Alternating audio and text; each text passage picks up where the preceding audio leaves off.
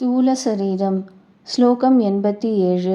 தோல், மாமிசம், இரத்தம், நரம்பு, கொழுப்பு, ஊன், எலும்பு ஆகியவற்றின் தொகுதியும் மூத்திரத்தாலும் மலத்தாலும் நிறைந்ததும் பழிக்கத்தக்கதும் ஆன இந்த உடல் ஸ்தூல சரீரம் எனப்படுவது. ஸ்லோகம் 88. பஞ்சீகரணம் செய்யப்பட்ட ஸ்தூலமான பொருள்களினின்று முன்வினையினால் தோற்றுவிக்கப்பட்டது இந்த ஸ்தூல சரீரம்.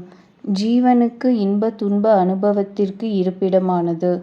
எந்நிலையில் ஸ்தூலமான பொருள்களின் அனுபவம் ஏற்படுகிறதோ அது அந்த ஜீவனுடைய ஜாக்ரா அவஸ்தை அல்லது விழிப்பு நிலை.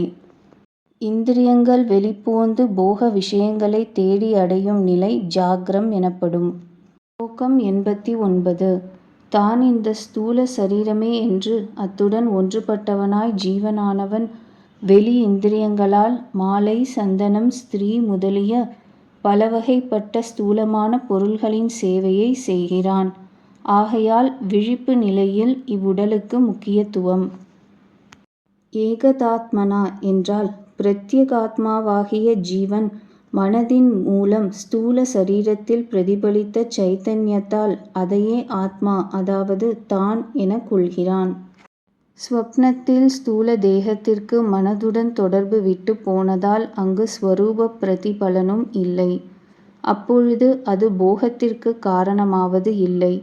வாசனாமயமான வேறு தேவ சரீரமோ மிருக சரீரமோ கூட ஸ்வப்னத்தில் போகத்திற்கு காரணமாவது பிரசித்தம். ஆகையால் ஸ்தூல சரீரத்திற்கு முக்கியத்துவம் ஜாகிரத்தில் மட்டும், அதாவது விழிப்பு நிலையில் மட்டும். ஸ்லோகம் 90. வெளி உலக விவகாரம் அனைத்தும் ஜீவனுக்கு எதை பற்றியதாக உளதோ அப்படிப்பட்ட இந்த ஸ்தூல உடலை இல்லறத்தானுக்கு வீட்டை போன்றது என்று உணர்வாயாக. வீட்டில் பற்றினால் விவகாரம் வளர்வது போல் உடல் பற்றினாலும் விவகாரங்கள் வளரும். ஸ்லோகம் 91.